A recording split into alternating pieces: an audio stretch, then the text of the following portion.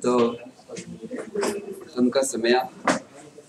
C'est une grande simcha que je vous retrouve tous les mercredis. Bon, Khazak pour les efforts que vous faites pour venir écouter du vrai Torah. Et ça me touche beaucoup. Et bon, je vois que si j'arrive à transmettre la Torah, c'est biscuitrem parce que vous m'écoutez, c'est très gentil. Vous savez que ce soir, on est rentré dans le 8e soir de Hanouka, 8e journée. Zot Hanouka. Zot Hanouka. C'est un jour qui est très spécial. C'est un jour qui a un potentiel absolument extraordinaire. C'est quelque chose de phénoménal. Toutes les bougies de Hanouka qui sont allumées, on a vu que c'est quelque chose de beaucoup plus profond que ce qu'on peut imaginer. Et c'est vraiment quelque chose de phénoménal. Nos Chachamim nous disent que ce jour-là, le 8e jour, vous savez que les 7 jours de Hanouka correspondent à... Par exemple, vous regardez quelque chose d'extraordinaire. Vous prenez par exemple ce stander-là, il a 6 faces. Chaque objet dans le monde, il a 6 faces. Il a le dessus, le dessous, le derrière, le devant, le gauche, la droite, 6 côtés. Maintenant, le 7e, c'est quoi? C'est l'entité elle-même. C'est un stander. On voit que c'est un stander. La chaise, pareil. Un homme, pareil. Tout possède 6 faces et la 7e, c'est l'entité qui possède. Le numéro 8, le chiffre 8, c'est ce qui donne la vie et l'existence à ces 7 niveaux-là. Vous savez que c'est pour ça que le jour où le Kohen Gadol rentrait dans le Kodesh HaKodashim, le jour du Yom Kippour, il prenait du sang, quand il sortait du Kodesh HaKodashim, il prenait du sang, il aspergeait Echad Lemala Vesheva Lemata, dans le Moussaf de Yom Kippour.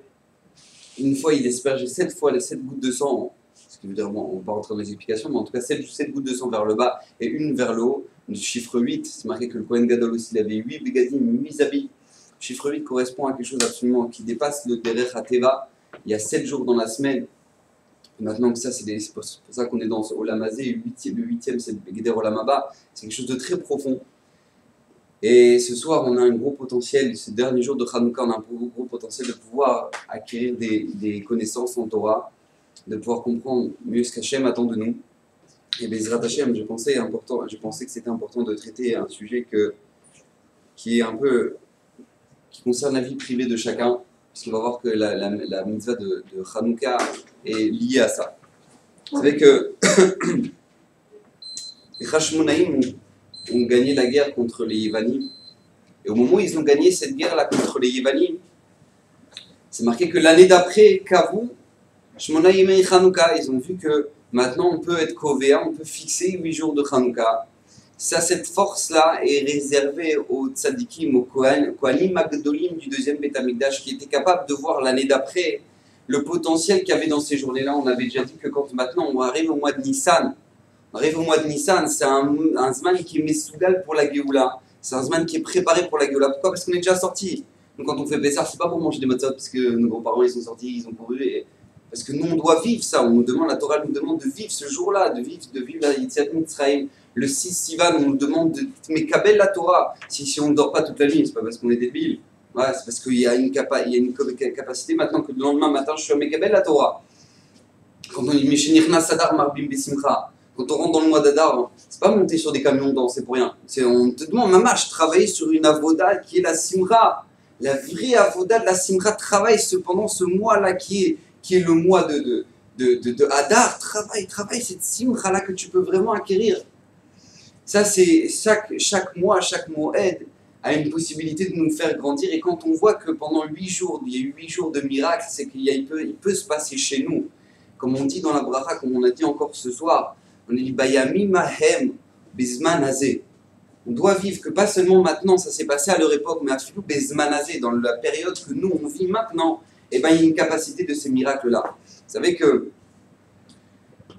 Bechol Dor, depuis la fête de Hanouka, c'est la dernière fois que les Chachamim ont été métaknim des jours des Yamim Tovim. Vous savez que le Rav Herzog, il était parti voir le Chazonish, il a dit Rav, j'ai une question, comment ça se fait que nous, on ne fait pas un jour qui s'appelle Yom HaShoah? Pourquoi on ne serait pas métaken un jour qui s'appellerait Yom HaShoah? Bon, alors les Chilonim, ils l'ont fait, ça n'a rien à voir avec la Torah. Ouais, ils ont décidé, moi, on se juste à Yom HaShoah. Bon, ça n'a rien à voir avec le date Torah. Ils ont décidé de le faire, bon, ils le font. En attendant, nous, ils sont partis voir le Chazonish, ils ont dit Vod Arabe, comment ça se fait que nous, on n'est pas Kovéa? Un jour qui s'appelle Yom HaShoah. Le Chazon Ish, il a dit, regarde, passe-moi les keynotes de Tisha B'Av. Alors, les keynotes de Tisha B'Av, c'est toutes les tfilotes qu'on répète pendant c'est toutes les tfilotes qu'on lit, que le matin, Tisha B'Av, assis par terre, etc.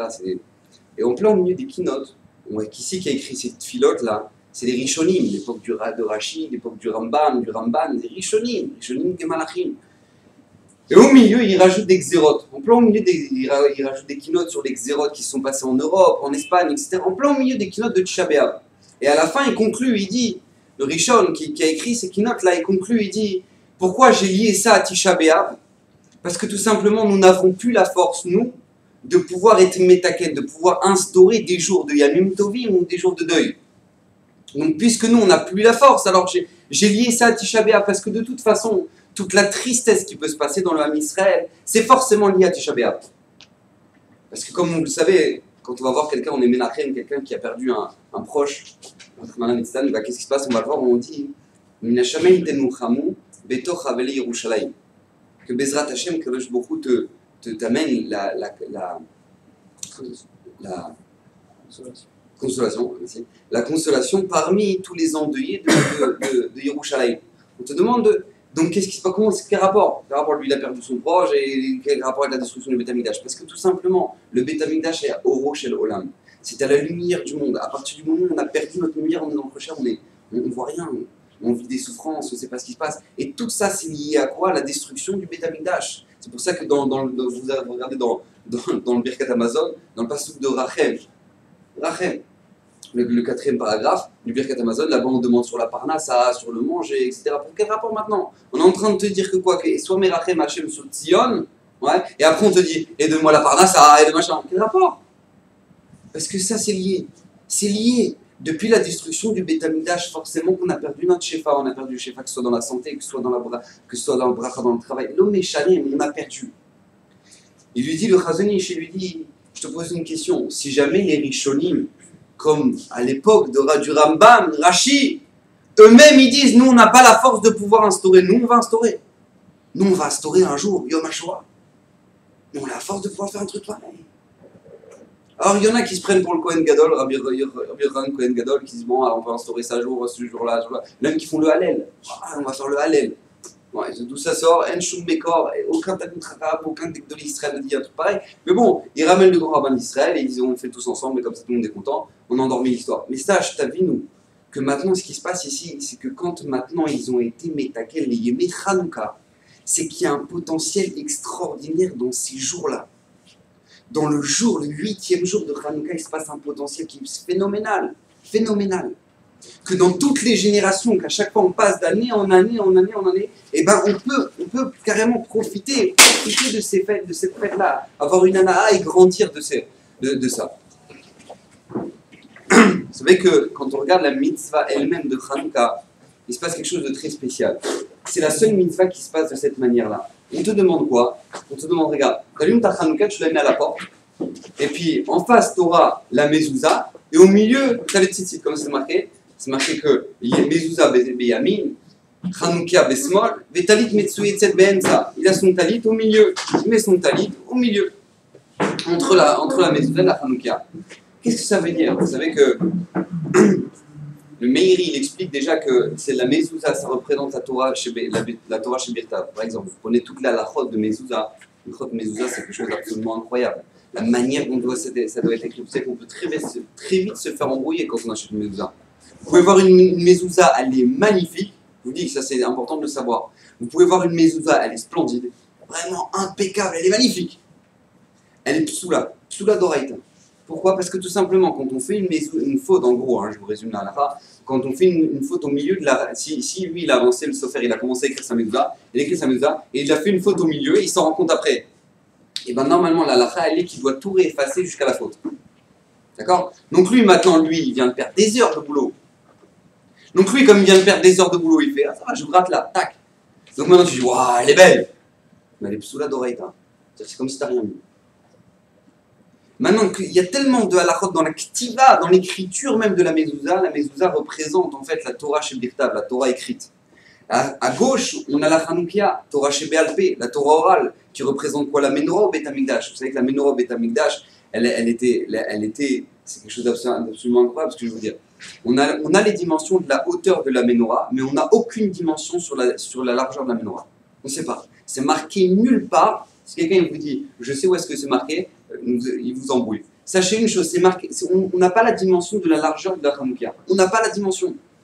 Pourquoi? Parce que tout simplement, ça représente la Torah chez BLP. Ça représente la Torah orale. La Torah orale, chacun a son collègue dedans. Chacun a le droit de venir, il explique, et lui, il écrit un sefer là-dessus, et lui, machin. C'est la lumière de la Torah. C'est la lumière de la Torah. Comment tu peux prendre le Chumash, tu lis le Chumash, tu lis la Bible? Tu comprends que dalle. Mais tu comprends que dalle. Et Yaakov, il a fait ça, Abraham, il a fait ça, et puis Moshe, il a dit ça. Ils vont te dire, ah, tu sais quoi, il faut mettre les tefilines. Alors tu la mettras sur ton front et sur ta main. Alors vas-y, mets sur ton front et sur ta main. D'où tu me le mets là, ici, au-dessus, et d'où tu me la mets là, ici. D'où je sais que c'est carré. D'où je sais que c'est carré, les tefilines. Parce que tout simplement, c'est comme la Torah, c'est comme un dictionnaire, tu as les mots, mais tu n'as pas les définitions. C'est quoi la définition? C'est tout simplement la Torah orale. La Torah, elle vient pour t'expliquer, pour t'illuminer la Torah écrite. Donc c'est pour ça qu'on te dit, mets la mezouza à droite, la Hanouka à gauche. Et quoi au milieu? Talit Metsuyetzet. Quelqu'un il a son talit. Vous savez que talit c'est Gamatria. Tzitzit Gamatria 600. On va ajouter les 5 nœuds plus les 8 fils, ça fait 613. 613 mitzvot que chez un homme est Mekayem à chaque fois qu'il est en train de marcher chaque seconde qu'il a les tzitzit, et ben il est Mekayem 613 mitzvot. Donc on est en train de te dire, à droite t'as la Torah écrite, à gauche t'as la Torah orale, au milieu t'as les mitzvot. Ça t'es un juif. Ça c'est Hanouka. Maintenant, on va essayer de comprendre comment c'est très bizarre. C'est la seule route la mezouza, en dehors de la mezouza, c'est la seule mitzvah où on te demande, mets-la à ta porte. Mets-la à ta porte. Alors vous savez que, déjà il faut comprendre qu'est-ce que c'est que la bougie de Hanouka. Qu'est-ce que c'est que ce nerf-là? C'est que le Midrash il ramène quelque chose d'absolument incroyable.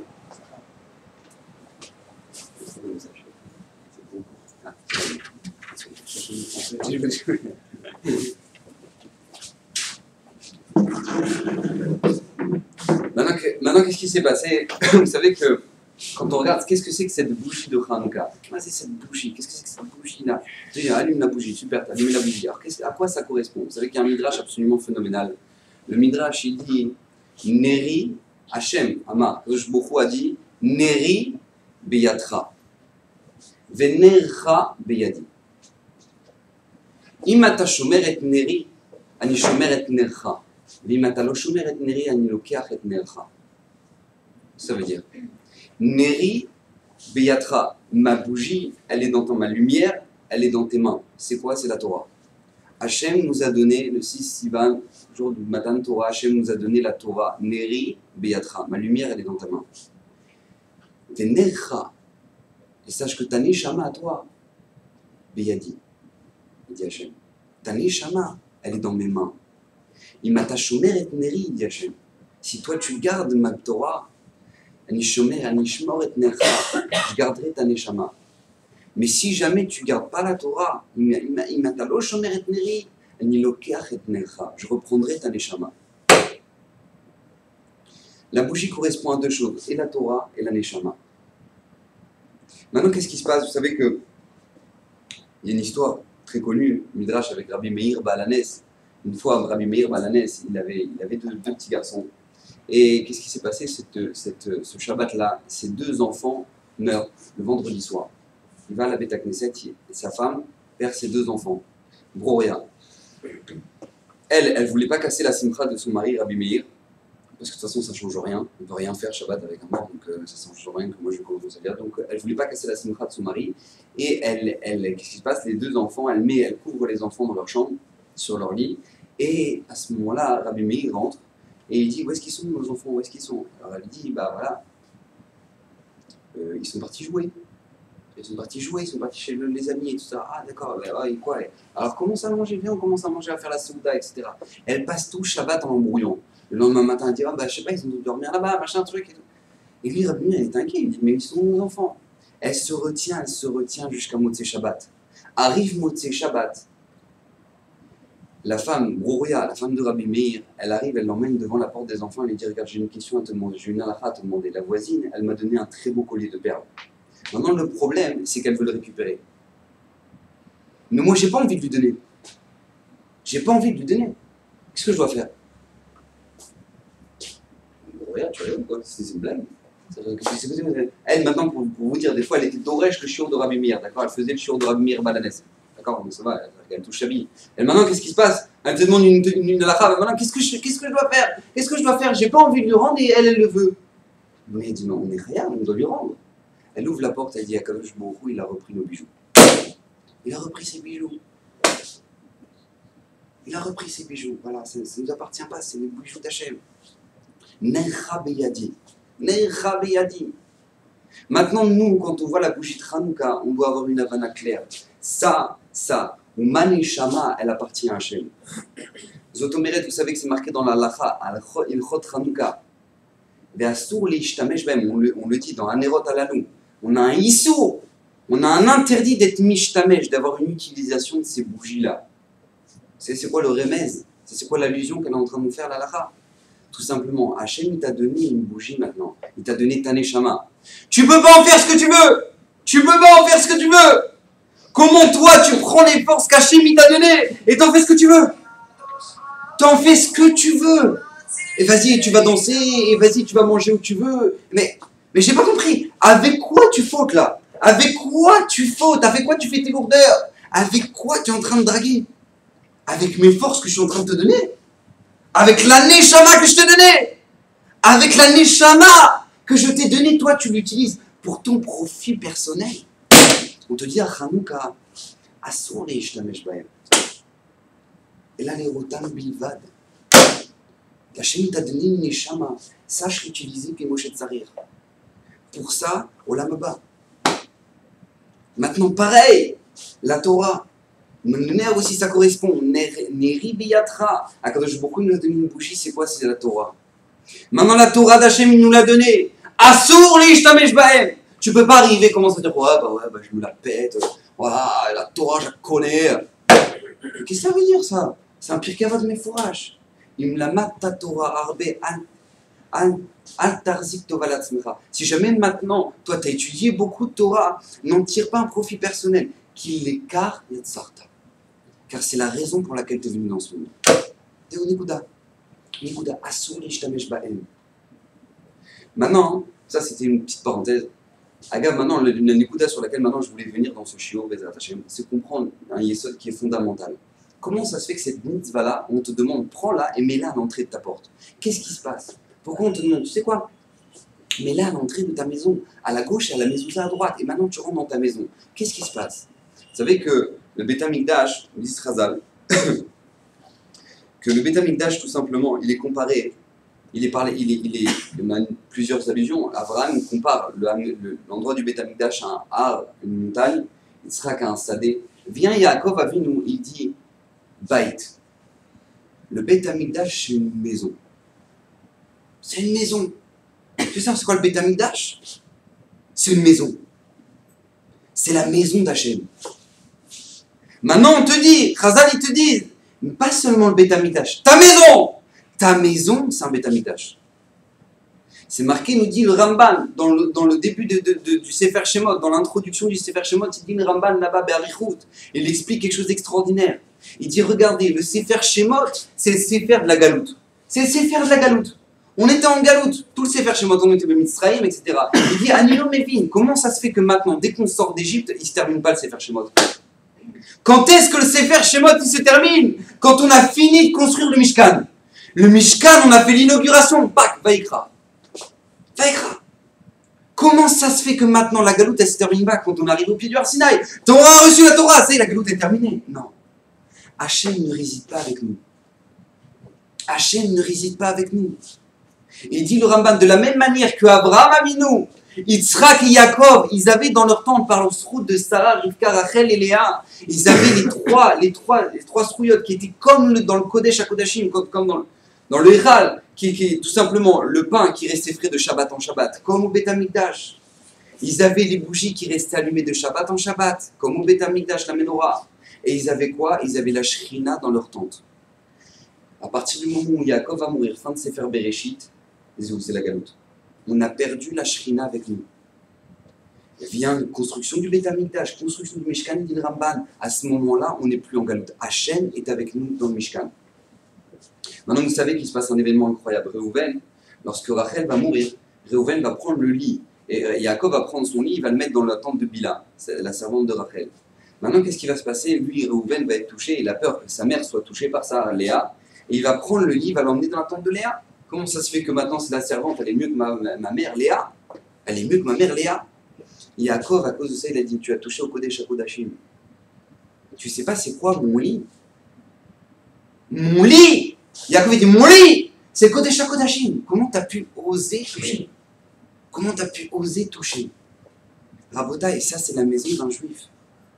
La maison d'un juif, le Shulchan, c'est domé les Misbéar. Ça ressemble à un Misbéar! Pourquoi le vendredi soir, on prend du pain et on le trempe dans le sel? Parce que c'est sympathique le sel. Alors si t'as du miel, prends du miel. Et si tu veux du Nutella, prends du Nutella. Pourquoi tu prends pas du Nutella? Prends du Nutella le vendredi soir. Ah mais non, on mange de la viande. Ah d'accord, ben alors brosse les dents. Makara qu'on prend du sel. Parce que tout simplement, il n'y a aucun korban qui monte sur le Misbéar sans sel. Il n'y a aucun korban qui monte sur l'autel sans sel. Donc toi aussi, quand tu manges, c'est dommer les misbéar, tu mets du sel. Vous imaginez ce que ça veut dire? Est-ce que c'est qu'un juif? Mais allez voir ce que c'est que les admourim. Les admourim qui se mettent à manger. Mais allez voir, c'est les cabanotes du harizal et du truc, et machin, manger un morceau de poisson. Je suis métaken de la neshama parce que les neshamot, des sadikim, elles reviennent dans les poissons, mais du coup, je mange d'accord le vendredi soir, mais amidouche les oneg, et donc du coup, forcément, moi je mange le poisson, je suis métaken de la neshama du sadik. Ah, il a exagéré, ça va, c'est du poisson, ça va. Non, t'as pas compris, c'est un misbéar. C'est un misbéar. La chambre des parents, c'est Kodesh HaKodashim. Maintenant, dans le Kodesh HaKodashim, il ramène l'écran plasma. C'est énorme, ça, quand même, faut le faire, non? Vous savez, j'en connaissais un, il s'appelait Titus. Il a ramené une prostituée dans le Kodesh HaKodashim. Maintenant, nous, dans notre Kodesh HaKodashim, je ramène l'écran plasma. Je ramène pas une, je ramène 10 000. Je change de chaîne, j'en ai plein. Rabotai, c'est la maison d'un juif. C'est la maison d'un juif. Une femme qui allume les bougies de Shabbat. Mais c'est comme le Kohen Gadol. Il dit Rapikou, c'est comme un Kohen Gadol qui allume des bougies, qui allume les nérotes de la menorah. C'est comme le Kohen Gadol. Mais une femme, elle doit se poser la question de 2 minutes. Qu'est-ce qui fait la différence entre moi et Fatima qui est à l'autre bout là-bas au Maroc? Elle frotte et moi je frotte. Elle fait le linge, mais moi aussi je fais le linge. Alors les femmes, elles ont tellement pas compris leur rôle que du coup elles se sont énervées, on va faire la révolution, et maintenant on va devenir des PDG, on est tous devenus des hommes. Alors c'est super intéressant. Mais la Torah te dit, mais rien à voir. Mais t'es un Kohen Gadol. Vous avez déjà vu un Kohen Gadol qui se plaint? Kohen Gadol, dans le Kodesh HaKodashim, il se plaint de devoir faire sa avoda. Qu'est-ce qu'il faisait un Kohen dans le Kodesh HaKodashim? Qu'est-ce qu'ils faisaient les Kohanim dans le Beth Amikdash? Je pose une question. Qu'est-ce qu'ils faisaient? Eh ben, ils balayaient, ils nettoyaient, ils lavaient leurs habits, ils prenaient des encens, ils faisaient la shrita, ils faisaient tout ce qu'une femme, elle fait dans la maison, ils le faisaient. Pourquoi? Parce que ça, c'est la maison d'un juif. Ça, c'est la maison d'un juif. On te dit, mais regarde dans quoi tu rentres. Regarde dans quoi tu rentres. Le Rambam, il dit, pourquoi on met tout ça à l'entrée de la maison? Parce que tu dois recevoir Ol Malchut Shamayim. Tu rentres dans le Beit HaMikdash. Makaralecha. Tu rentres au Fshi. Oh, les gens rentrent chez eux, ils se mettent torse nu. Oh, c'est ce que je veux. Mais t'es un malade. Tu sais dans quoi tu rentres. Tu veux que la Shrina réside dans ta maison, quoi. C'est comme ça que ça fonctionne. Ça, c'est la Mahala du Ham Israël. La Mahala du Ham Israël, c'est que tu as une maison, c'est Kodesh HaKodashim. Tu as une femme, c'est le Kohen Gadol. Tu vas commencer à t'embrouiller avec elle. Tu vas t'embrouiller si le Kohen Gadol il a mal fait la shrita. Oh, tu prends pour qui, toi? Tu vas parler comme ça au Kohen? Tu vas au Beit HaMikdash, tu parles comme ça au Kohen, toi? T'es un malade. T'es un malade. Comment tu peux parler mal à ta femme?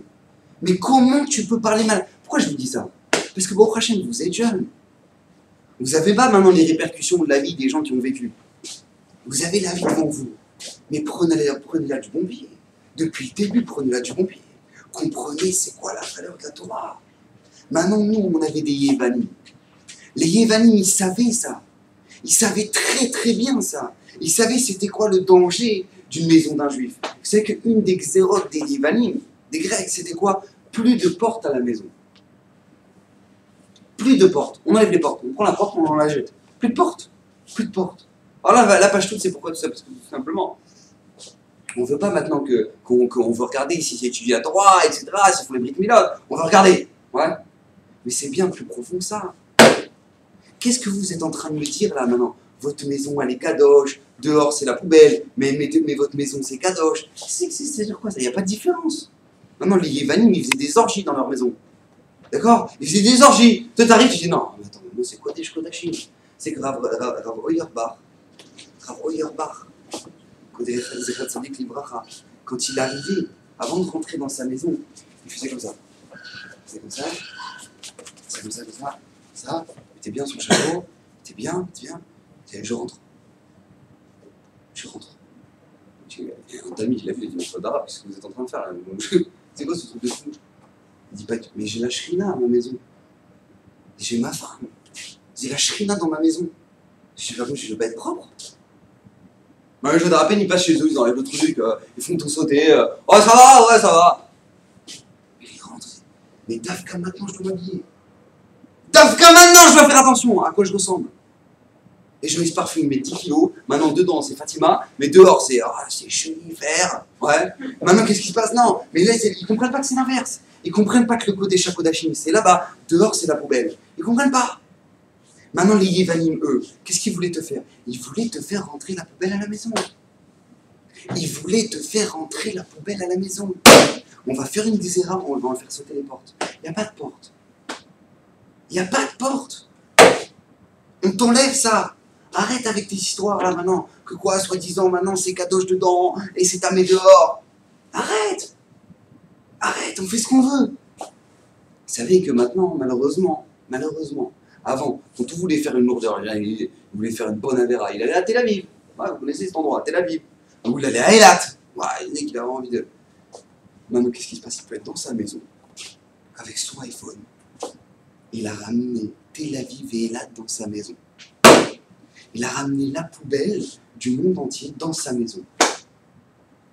Dis-moi, les Yevanim, ils ont gagné la guerre? Ils ont gagné ou ils n'ont pas gagné? Je crois pas. Ils ont gagné? Ils ont fait sauter les portes, mais ils l'ont bien fait sauter la porte chez toi. Ils l'ont bien fait sauter. Alors les gens, qu'est-ce qu'ils font? Ils allument, ils disent Baruch Ata Hashem Elokeinu Melech Olam Ladvikner Shel Chanukah. Ils ont allumé toutes les bougies. Après ils rentrent chez eux, tac l'iPhone. Mais dis-moi, t'as fait rentrer un grec dans ta maison. T'as ramené les Yevanim chez toi. Ladvikner Shel Chanukah. Ah bah c'est bien. T'as fait une belle mitzvah. Bravo.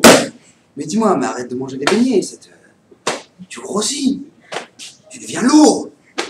Mais comprends ce que c'est que ta maison. Comprends ce que c'est que ta maison. Tu rentres. Allume à ta porte. Allume à ta porte. Comprends où tu es maintenant. Allume à ta porte. Comprends où tu es. Maintenant c'est marqué, je viens de vous dire un plus grand cri douche. C'est marqué que Béchat Sakana. Le Shulchan me dit Béchat Sakana. Quand il y a des xérotes, on n'allume pas à l'extérieur. On allume dans la maison. On allume dans la maison parce que dehors il y a des goïms, ils vont voir. Alors, mais moi je vais vous dire un autre chat sur le Shulchan Aruch. Béchat Sakana, quand c'est dangereux dans ta maison, allume dedans. Allume dedans. Mais allume la bougie dans ton salon. Comprends que c'est dedans la Sakana. Béchat Sakana, quand c'est dangereux, allume dedans. Comprends le danger que tu as dedans, dans ta propre maison. La Torah te dit, je veux faire de ta maison un Beth Amikdash. Tu dis, moi, je veux en faire une poubelle. Une poubelle. Une belle poubelle, comme ça, bien. Je la bichonne, tous les jours. C'est comme ça. Et on te dit, mais tu peux être un Kohen Gadol. Mais j'ai pas envie d'être un Kohen Gadol. Moi. Qu'est-ce que tu me casses la tête? C'est que les Yevanim, écoutez bien. Les Yevanim, ça chante un cri douche extraordinaire. J'ai entendu au nom du Rav Kohen. De Rosh Hashivat Hebron. Hier soir, je l'ai entendu. Pose une question. C'est marqué Masarta Giborim Beyat Chalashim. Tu as donné les Giborim, les gens forts, dans les mains des faibles. Tzadikim, Rechaim Beyat Tzadikim. Les Rechaim, tu les as donnés dans les mains des Tzadikim. Tmeim Beyat Teorim. Les impurs dans les mains des purs. Et après, c'est marqué, écoutez bien, Zedim Beyat Oseke Toratecha. Il dit, attends, bon bah, si tu me dis Rechaim Tzadikim, je comprends. Tmeim Teorim, je comprends. Ouais. Giborim Chalashim, je comprends. Mais c'est quelque chose. Zedim, genre c'est les mauvais, les méchants. Biyad Oseke Toratecha. Mais t'as qu'à dire, si tu veux dire Oseke Biyad Oseke Toratecha, mais les glandeurs. Il y en a qui étudient, et t'as mis les glandeurs dans les mains de ceux qui étudient. Non, les Zedim, Makara. Écoutez bien ce que c'était les Evanim. Les Evanim, ils avaient une matara. Te rendre ridicule ce que tu fais. Chaque personne qui a fait tchouva, il vit ça à un moment dans sa vie. Et je vais te dire, Ça va, qu'est-ce que tu fais ton religieux là? Ça, je vais pas te manger. Ça, fais-moi la bise. Ah, on dirait, ah, t'es un pervers. Voilà, ceux-là, moi. Non, qu'est-ce qui se passe? Il vient, il te dit, mais t'es un fou, mais vas-y, mais regarde, non. À quel égard, vous savez que Yosef, Parachat Miketz, il arrive le maître et chanson. Le Paro, il a fait un rêve. Parachat la semaine dernière. Paro, il a fait un rêve. Il fait un rêve. Et puis, ouais, il va négocier le gros cheval, un cheval maigre qui monte après, 7 épis, des trucs. Et puis, les petits épis, ils mangent les gros, et les vaches maigres, elles mangent les grosses vaches. Oh, il se réveille, j'en peux plus, c'est quoi ces vaches? Maintenant, qu'est-ce qui se passe? Il va pour mourir, c'est marqué, c'était le jour de Rosh Hashanah, il allait pour mourir à Tkedeka. Parce que ma putain, que le maître et chanson, il se réveille maintenant. Genre, il arrive, il dit, ah, moi je connais quelqu'un qui sait interpréter les rêves. Dis-moi, ça fait 2 ans que tu le connais, Yosef. Tu te réveilles seulement maintenant? Non, parce que le problème, c'est que ça devient dangereux pour lui. Parce que si jamais mon paro, il meurt, et ben le problème, c'est qu'il risque de me virer de nouveau. Donc, du coup, moi, maintenant, je suis intéressé que le paro, il reste. Donc, lui, il arrive, et il dit quoi? Écoutez bien. Et nous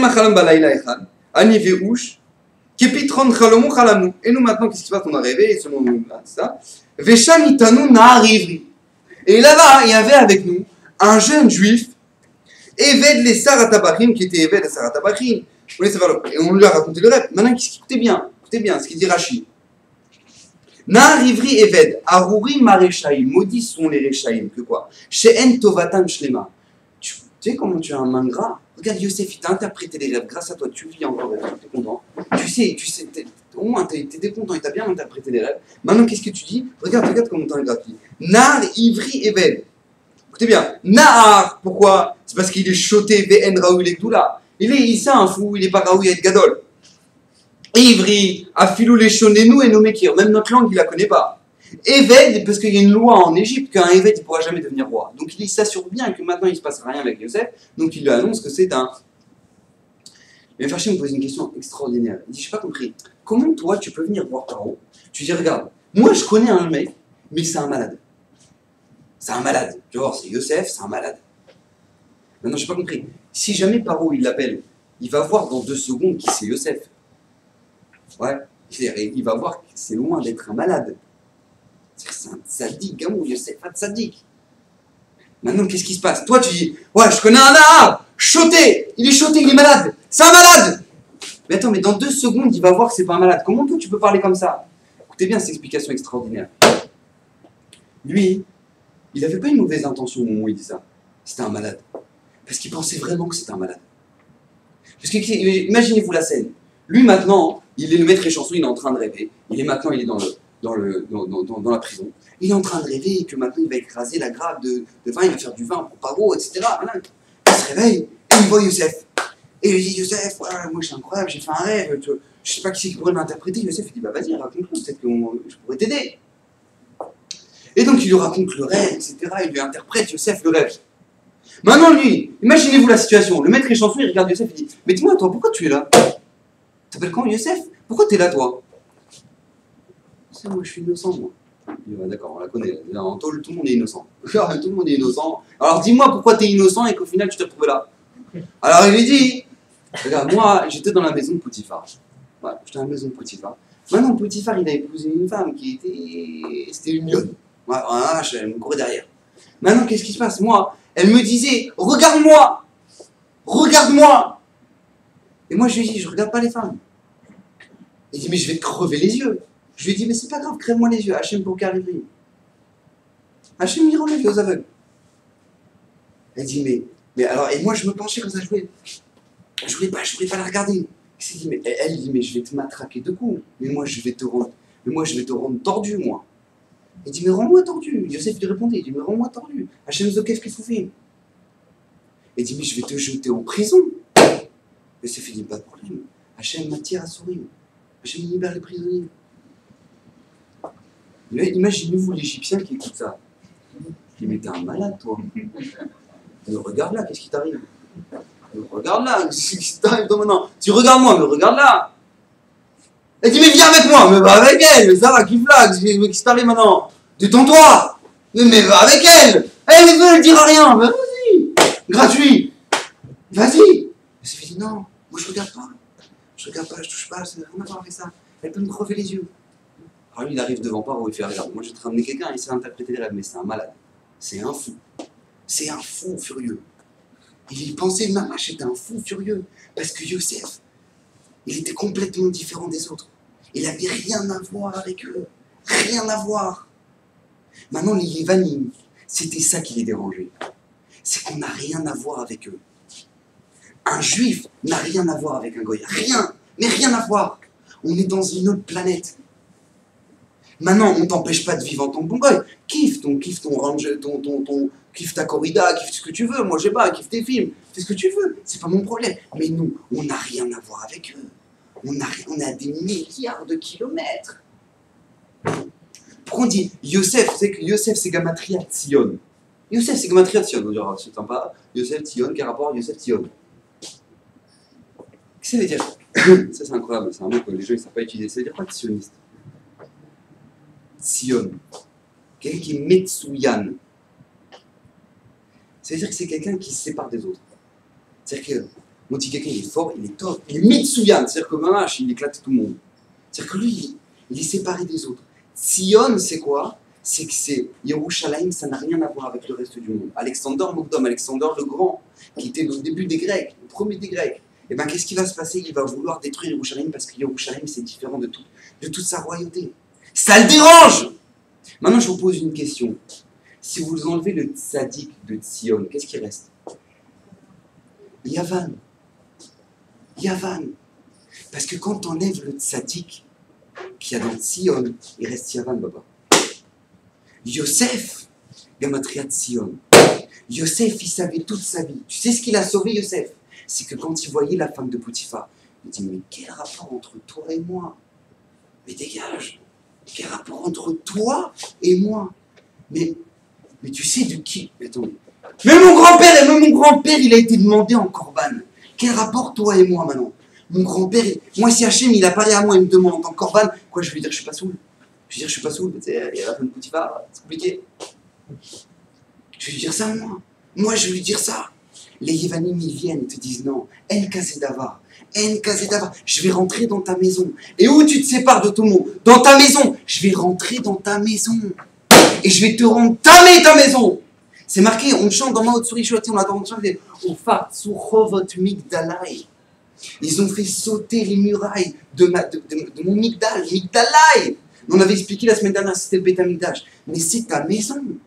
Les Yévanim, ils rentrent dans ta maison. Ils te font sauter tous les Gdarim. Avant, tu disais à quelqu'un, tu sais quoi? Vas-y, dis-moi qui tu fréquentes, je te dirai qui tu es. Vous connaissez ce proverbe? Dis-moi qui tu fréquentes, je regarde les gens avec qui tu es. Très bien, je sais te définir. Maintenant, tu dis plus ça à une personne. Dis-moi qui est sur ton Facebook, ouais, je te dirai qui tu es. Ça t'as même pas besoin, tu peux rester dans ta maison. Ouais, tu peux rester dans ta maison, dans ton Facebook, et là, je vois toute la liste. J'ai compris. J'ai compris. Tu vois les gens hyper lourds. Ouais, alors j'ai aimé ton pourcentage de pensez-vous bien, alors tac, et t'as voté ça. Attends, j'ai pas compris là. Ça va t'emmener dans l'Olamaba, ça? Ça va t'emmener dans l'Olamaba. La Torah te demande une chose, mais renforce-toi. Mais élève-toi! Comprends ta grandeur! Comprends ta grandeur! T'as rien à voir avec le reste du monde! C'est que j'ai entendu un cri douche extraordinaire. C'est que nous, maintenant, on écoute les musiques goy, etc. Ouais, sur le dernier CD de Tralouette, il est sorti. Ouais, c'est des musiques goy, on est bien, on aime les musiques goy. Une fois, j'ai parlé avec un rap qui s'appelle Rav Kaplan. Là, je regarde les Shiva, il a parlé avec des Gdolé Israël. Les Gdolé Israël, ils disent, vous savez, que c'est incroyable. Vous écoutez Michael Jackson. Tu peux pas dire, ouais, c'est moche, c'est pas beau ce qu'il a chanté. C'est beau. Tu veux dire, c'est pas beau, c'est beau. Il a fait des très belles chansons. Mais sache une chose. C'est que ça, c'est les étincelles de Gdusha qu'il y avait chez les Lévi'im au Beth Amikdash. Ça, c'est les étincelles de Gdusha que les Lévi'im qui chantaient à l'entrée du Beth Amikdash, ils avaient. Et eux, ils l'ont pris dans la Touma. Ils l'ont pris dans la Touma. C'est pour ça que vous regardez un phénomène incroyable, qui est la preuve de ça. Regardez, incroyable. Il y a un mec qui va faire un concert. Moi, je sais pas, moi, le mec que j'ai sur moi, il est mort. Bon, le DA, moi, c'est quelqu'un de connu, je ne le connais pas maintenant. Bon, je ne le connais pas. En tout cas, maintenant, il y a quelqu'un de connu, il va faire un concert. Maintenant, le mec, il va faire un concert. Maintenant, tu vois alors les choses. Il dit, ça va, détends-toi, il est là. Il est devant toi, ça va, détends-toi. Écoute, détends-toi, c'est comme ça. Je sais pas, moi. Non, il s'arrache les vêtements, il crie, il se fait les cheveux comme ça. Makara. Makara. C'est quoi la réponse? Parce qu'ils ont pris les étincelles de Kdusha dans la Touma. Mais le problème, c'est que les goïms, ils n'ont pas les kélim pour le recevoir. Vous entendez ça? Les goïms, ils n'ont pas les kélim de pouvoir accepter cette Kdusha-là. Ils n'ont pas cette Touma qui a été mise dans la Touma. C'est la Touma gamrée. C'est marqué Al-Pikabala, c'est très très grave. Je n'ai pas envie de vous courir, mais bon, la vérité, c'est. Tu t'avais dans le nefesh de chanteur, c'est un truc de ouf. Bon, bref, en tout cas, lui, là, tu vois les gens, ils commencent à s'arracher, etc. Ah, ils crient. Pourquoi? Parce qu'ils ne savent pas gérer ça. Ils ne savent pas gérer. Ils ne savent pas gérer cette Touma qui a été prise de la Gdusha. Alors ils ne savent pas quoi faire. Ils crient. Parce qu'ils savent, ils ne savent pas quoi faire. Il ne sait pas quoi faire avec ça. Vous imaginez-vous ce que c'était que le Beth Amikdash. Mais c'est l'Archouma, les chanteurs qu'on a maintenant. C'est l'Archouma. C'était quoi la Gdusha du Beth Amikdash? Simcha Beta Shoiva, quand les Lévi'im ils chantaient à Sukkot. On était Shoev, on puisait le roi HaKodesh. Le Ham Israël, il puisait le roi HaKodesh. Rien que par la musique. Rien que par la musique. Des fois, je vous dis, des fois dans la Gemara, par exemple, j'ai vu ça de mon roche collègue ce matin, il me disait un truc incroyable. Il me disait des fois dans la Gemara, il y a des Mishnayot. Maintenant, quand tu lis la Mishnah, tu comprends rien. Tu comprends pourquoi la Mishnah te dit ça. Maintenant, la Gemara, elle te dit, mais en fait, tu peux pas dire comme ça la Mishnah, parce qu'en fait, tout simplement, il manque des mots dans la Mishnah, et c'est comme ça qu'il faut lire la Mishnah. Ta ta ta ta ta, et la Gemara, elle te ramène, il faut lire comme ça la Mishnah. Ta ta ta ta ta ta ta, elle t'écrit la Mishnah. J'ai pas compris, alors change la Mishnah. Fais une correction dans la Mishnah. Si on sait au final comment lire la Mishnah, alors change la Mishnah. C'est bien, c'était ce chidouche extraordinaire que j'ai entendu. Non, parce que tout simplement, à l'époque, c'était la Torah orale. À l'époque de Rabbi Yehuda Hanassi, ils apprenaient toutes les Mishnah, tout, ils savaient tout par cœur. Et ils apprenaient la Torah avec une chanson. Avec la chanson. Ils avaient une mélodie qui maintenant leur permettait de retenir les Mishnayot. Maintenant, écoutez bien, des fois la mélodie, des fois les Mishnayot, elles ne rentraient pas bien avec la mélodie, du coup on enlevait des mots de la Mishnah pour retenir la Mishnah avec la mélodie. Vous imaginez un peu le niveau? C'est inimaginable la Gdusha qu'il peut y avoir dans la chanson. Maintenant, vient Yavan.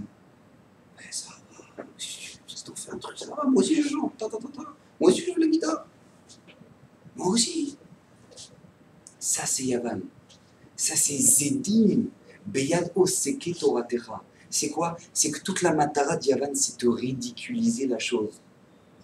Ridiculiser la chose. Moi je vais être Shomer Nikia, je vais être Shomer Nikia, et t'as la tata qui débarque et dit ça va, tu vas pas me violer. Et dis-moi, parle bien. Parle proprement, ça veut dire que je vais te violer. Quel rapport? Maintenant, mais même dans la façon de parler. Animeta, vas-y, c'est quoi ça? Mais Leicester, ça veut dire quoi ça? Mais on est le peuple de la bouche kadosh, comment dire? C'est quoi ce truc de fou? D'où ça sort? Mais d'où ça sort? Mais Leicester, c'est Yavan ça rentre dans ta maison, ça rentre dans ta maison, on veut te faire sauter les portes. Viens la mitzvah de Hanouka. On te dit, allume la Hanoukia à ta porte pour éclairer l'extérieur. L'extérieur de ta maison, ça doit être un mikdash pour éclairer l'extérieur. Pas que l'extérieur il t'éclaire. Pas que l'extérieur il t'assombrisse ta maison. Allume à l'entrée de ta porte pour éclairer l'extérieur. Mais à ta porte. À ta porte. Parce que ta maison, c'est un mikdash. Rabotai, d'où elle va venir la Géoula? D'où elle va venir la Yeshua des Yevanim? Matityahu Kohen Gadol. Matityahu, Yochanan Kohen Gadol. Yochanan Kohen Gadol, avec ses enfants, les 5, Matityahu, etc. Les 5 enfants. Je vous pose une question. Ça, c'est pas quelque chose d'incroyable. D'où va venir la Yeshua des Yevanim? D'une même et seule maison. Ils ont une sœur qui s'appelle Yehudit, qui le jour de la rouba va arracher sa robe. Elle va arracher sa robe, Yehudit. Elle va dire, j'ai pas compris. Mais nous, on est du Shevet Lévi. Nous, on vient du Shevet Lévi. Comment c'est possible maintenant que vous laissiez des xérotes des Yevanim, que les calottes, elles doivent aller avec l'empereur grec avant d'aller avec leur mari? Mais comment vous pouvez laisser faire ça? Elle arrache sa robe. Sa robe de mariée. Mais vous savez qui c'est qu'il y avait au mariage? C'est pas, il y avait la voisine, le truc. Il y avait tous les Gdolé Israël. Elle dit, mais mes frères, où vous êtes? Où vous êtes? On vient de Lévi, nous, Shimon et Lévi. Que quand Dina, elle a été violée, ils sont sortis, ils ont liquidé Shrem. Ils ont tué tout Shrem. Pourquoi? Parce qu'ils ont fait un affront à Dina. Elle est où la Kedusha d'Am Israël? Elle est où? Elle est où? On ne vient pas du Shevet Lévi, nous. Qui c'est qui va sortir d'autre du Shevet Lévi? Pinchas. Pinchas. Qu'est-ce qu'il va faire, Pinchas? Qu'est-ce qu'il va faire, Pinchas? Il va avoir un acte de provocation. Il va rentrer dans la maison. Il va les embrocher les deux. Nous on se dit, oh, ce fanatique, ce religieux, il nous laisse pas vivre. Ah, comme ça, non, regarde Pinchas. Mettez-vous dans le contexte. Il est malade, celui-là. Il les a embrochés. Ça va, la guépra, il laisse nous vivre. C'est quoi ce fanatisme? C'est du fanatisme. Hachem, qu'est-ce qu'il va faire avec lui? Briti Shalom. Je dis pas qu'il faut faire ça maintenant, attention. Je dis pas qu'il faut faire ça, ça n'a rien à voir avec notre génération, mais en tout cas, comprenez que cet acte de vengeance envers Hachem, c'est quoi? C'est Brit Shalom avec Akadosh Baruch Hu. C'est marqué que tous les descendants de Pinchas vont être Kohen Gadol ou dans le deuxième Beth Amikdash. Vous entendez ça? C'est des descendants de Pinchas. Parce que tout simplement, Lévi il avait compris une chose. C'est que la Kedusha, c'est ça qui fait maintenir le Ham Israël. Toi, tu crois que maintenant il y a dehors, et il y a ta vie privée. Tu fais ce que tu veux. Tu vis ta vie. Et tu fais rendre ce que tu veux, des DVD, des films, des trucs, ce que tu veux dans ta vie. Ce que tu veux. Après, tu arrives devant la tefila, tu arrives devant ton sidour, t'es plein de DVD dans la tronche, tu connais toute la vidéothèque. Ouais. Et après, tu te dis, allez, venez, on va étudier la Gemara. Et après, quand le rabbin il dit quelque chose, il dit, ouais, mais ben le rabbin, il n'a pas compris. Le rabbin, il n'a pas compris. Le rabbin, il n'a pas compris. C'est que le rabbin, lui, son grand-père, c'était Baba Salé.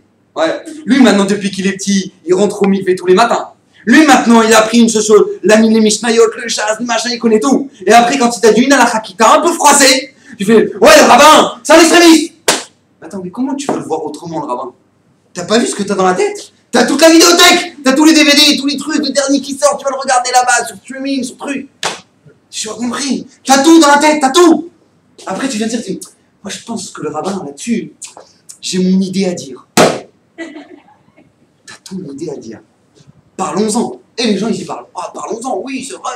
Pourquoi pas relâcher les mœurs? Pourquoi pas?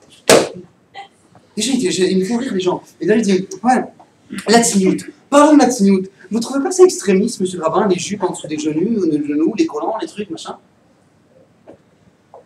Je lui ai dit, moi, tu sais que quand les sages, ils ont décrété qu'il fallait mettre des barrières. Ouais. Toi, comment tu t'imagines la barrière? Tu vois le champ avec l'air. Ouais, tu vois le champ avec l'air. Ouais. Et puis il a mis une barrière. Il a mis une barrière. Bah non, ça change rien. Tu fais sauter la barrière, il continue le mouton. Ouais, d'accord. Non, toi, tu dis, les rabbins, ils sont arrivés, ils nous ont mis des barrières dans notre vie. Maintenant, toi, t'as pas compris que quand le rabbin, il t'a mis une barrière, c'est que derrière, t'as 300 mètres de ravin. T'as 300 mètres de ravin. Donc maintenant, quand les Chachamim sont arrivés et t'ont dit la tzniut, c'est comme ça, c'est qu'ils savent que si jamais tu fais sauter une barrière, eh ben, tu fais un joli saut de 300 mètres. De 300 mètres. C'est que la Gemara dans Sota, elle ramène que, à la fin des temps, Hachem il va faire la shrita, oui, etc. C'est marqué que les tzadikim et les réchamis ils vont pleurer. Les tzadikim ils vont voir parce que c'est une montagne incroyable, etc. Et ils pleurent. Et les réchamis ils vont voir c'est un fil tout fin. Il fallait juste le battre et t'avais gagné. Et ils vont se prendre. D'accord? Maintenant, il y a une question. Si les tzadikim, ils voient que c'est une montagne, ils l'ont gagné, alors sois content, pourquoi tu pleures? Pourquoi tu pleures? Ne pleure pas. Écoutez bien. Parce que les tzadikim, quand ils vont voir la mort du Yetzara, ils vont voir où, dans chaque faille, ils voulaient le faire chuter. Du haut d'une montagne. Du haut d'une montagne. Vous savez que moi j'ai des filles qui viennent me poser la question. Ils disent, je ne comprends pas pourquoi la jupe c'est plus de sanois que le pantalon. Alors c'est sûr que si tu crois que maintenant Sarah Menou elle était comme ça, avec le tailleur jusqu'à là, elle marchait comme ça. Alors c'est sûr que tu as une question, il y a une couchia. C'est que maintenant tu comprends pas comment ça se fait que la jupe c'est plus de sanois que le pantalon. C'est badaï. Mais si tu comprends, et j'espère que tu as compris, que Sarah Imenou, elle était à des kilomètres des jupes qu'on nous propose à Castro et à Zara. Ouais, elle était à des milliards de kilomètres de ça. Alors tu comprends que la jupe, c'est plus de salon que le pantalon. Mais à partir du moment où maintenant, le rabbin il nous a saoulés avec les jupes longues, les trucs, les collants, on en a jusqu'à là, ouais, et ben tu fais sauter une barrière. Mais j'ai pas compris, même si ton champ fait 1 hectare, quand il n'y a plus de barrière, tous les moutons sortent. Je sais pas, j'ai pas fait des études de berger pour ça, hein. Je le sais, je pense que c'est évident. À partir du moment où tu fais sauter une barrière, tous les moutons se barrent. D'accord? C'est évident, c'est comme ça. Alors les gens, ils essaient de faire la Torah à leur manière. Ouais, ma Torah. Alors je me casse pas trop la tête pour la cache-route. Ouais, la cache-route, c'est cachère. Alors c'est cachère. C'est cachère, alors c'est cachère. Mais moi, je vais vous redire ce machal. Je vais vous le redire. Ça m'étonnerait que quand quelqu'un il va acheter une voiture, le concessionnaire lui dit « Elle est super. Achetez-la. Elle est super. Achète-la. Tu te tais. Tu l'achètes. T'as l'argent, tu l'achètes. » Le mec il fait « D'accord. Pas de problème, je l'achète. » Vous avez déjà vu un pigeon pareil? Maintenant, le mec il arrive pour acheter cachère. C'est marqué cachère. Il dit « Oh, c'est cachère. Allez, on mange, on se fait une bouffe, on est à la 60. » Mais dis-moi, tu vas pas commencer, là maintenant, ça la voiture, c'est pour t'emmener chez toi. T'as les chamas, c'est pour les Netzachim. C'est pour les Netzachim, pour l'éternité. C'est tout ce que t'auras. C'est tout ce que t'auras. Et maintenant quoi? Oh, ça va, le rabbin, il est extrémiste, il nous casse la tête. Oh là! Mais je sais pas, mais qu'est-ce que tu veux dans ta vie, toi? Mais t'as oublié d'allumer la lumière, toi. Mais t'es très obscur. Tu sais pas où tu vas. Tu sais pas où tu vas. Tu sais pas. Ça fait que maintenant, Rav Israël Salanter, il se baladait une fois dans la rue. Et il voit un cordonnier qui était en train de taper. Il restait un petit peu de bougie. Il était en train de taper. Il était en train de taper la chaussure. Et maintenant, pendant qu'il était en train de taper la chaussure,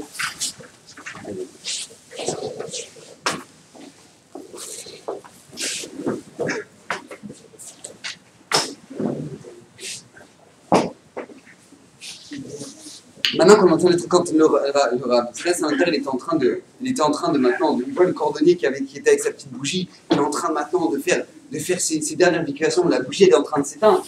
Il dit, mais regarde, il est 1h du matin, mais va te coucher.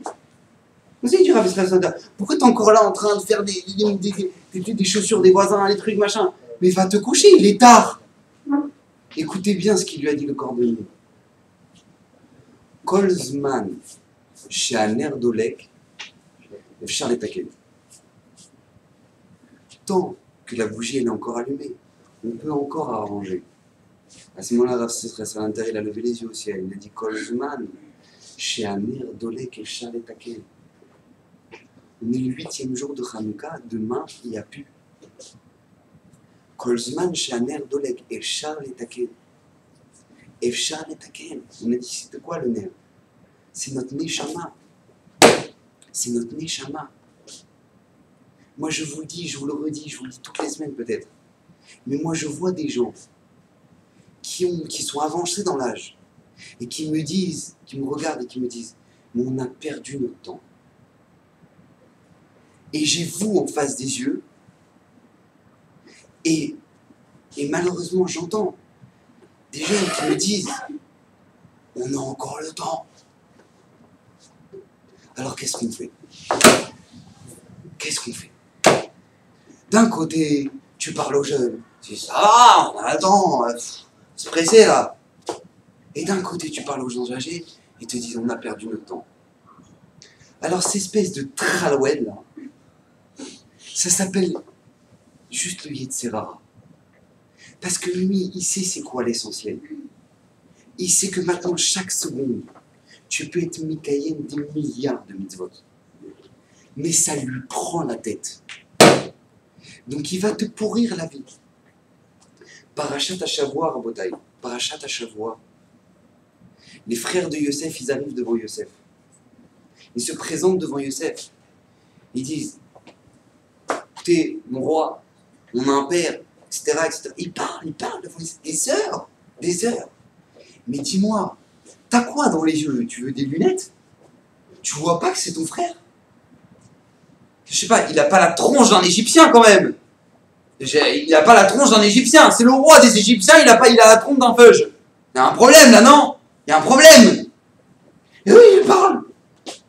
Maintenant, je sais pas, il n'y a pas beaucoup de gens qui sont beaux comme Youssef non plus. Alors Rachid, il dit non, parce qu'il a la barbe maintenant, avant il n'avait pas. Excuse-moi, tu vas pas me la faire. Ça veut dire quoi? Tu reconnais pas que c'est Youssef? Écoutez bien la Tchouva des Baal et Moussar, c'est quelque chose d'extraordinaire. Et je finirai avec ça et retenez ça. Les Baal et Moussar, ils disent tout simplement, quand quelqu'un dans sa vie il est persuadé qu'il a raison, tu peux lui montrer toutes les vérités du monde. Le mec, il verra rien.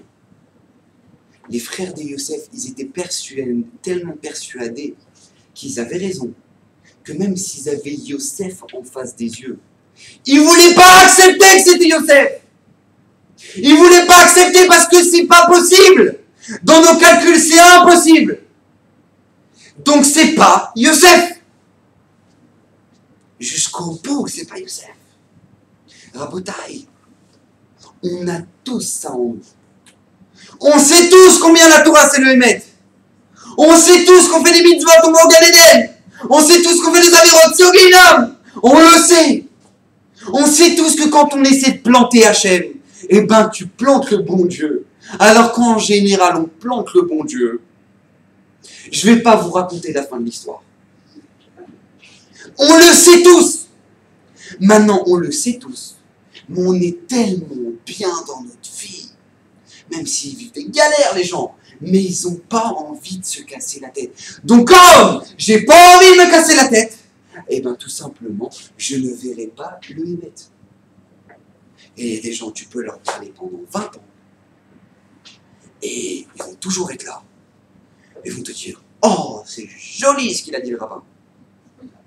Mais ça racole dans ta vie, Baba. T'as allumé la Hanouka. T'as éclairé un peu ta vie avec ça. Chaque jour, une bougie en plus. Je te demande pas de une. T'as allumé chaque jour une bougie en plus. Ça coûte cher une bougie. Ça coûte cher une bougie. Non mais je vous dis, c'est la vérité, c'est des réponses que je reçois des gens. Mais peut-être que tu dis merci à ta femme. Moi je préfère crever que de dire merci. Il n'est pas compliqué celui-là. Il n'est pas compliqué celui-là. Je te dis, mais dis merci, dis pardon. Ah, t'as dit pardon, t'as gagné le shalom. Oui, mais j'ai raison, elle a faux. Mais qu'est-ce qu'on s'en fout qu'elle a faux, t'as raison. Ça racole maintenant. T'as le shalom si tu dis pardon. Alors dis pardon, t'as le shalom, tu t'es évité les problèmes. Non. Et le mec, il va déchirer sa famille, ses enfants, tout le monde. Il va se barrer, il va il va revenir 3 mois après, il va plus parler à ses enfants. Pourquoi? Parce qu'il n'a pas dit pardon. Rabotaï, les gens, ils sont compliqués. Ils sont très très compliqués. Si on n'a pas maintenant la manière de savoir lire notre vie, si on n'a pas la Torah, c'est comme si je te mets dans un jet, je te mets dans un F-16, vas-y, t'envole-toi. Parce qu'il faut des boutons partout. Voilà. Je m'envole. Je m'envole de quoi? Je sais même pas c'est quoi. Je sais même pas à quoi ça correspond. Les gens, ils rentrent dans leur vie, c'est un F-16, un F-2000. Et maintenant, je me dis, ça va, je me débrouille. Ne me dis rien, je me débrouille. Attends, mais toi, tu vas démarrer dans l'herbe. Tu vas démarrer dans l'herbe. C'est ça le problème. Il y a la piste d'atterrissage ou la piste de décollage, elle est comme ça. Elle est énorme. Mais prends-la. Le mec, il est là, non, il tourne par là, il tourne par là. Les gens, ils sont comme ça. Tu leur dis, mais regarde, le net, il est là. Maintenant, tu as déjà 1 milliard de personnes qui l'ont déjà prouvé avant toi que la Torah, c'est le Hémet, et tu le sais, les gens, ils font des comas, ils reviennent, ils disent, oui, j'ai vu le Hémet, machin. Et le mec, oh, oui, bon, pensons-en. Pensons-en, oui, pourquoi pas. Parlons-en, pourquoi pas. Combien t'es lourd. Viens, Hanouka, quand il y a allume une bougie. Éclaire-toi un peu. Donc, Bezrat Hashem, qu'on soit zoré de pouvoir être éclairé dans notre vie. Que Hashem nous protège, nous donne la tzlacha, qu'on puisse avancer. Et à la semaine prochaine, Bezrat Hashem.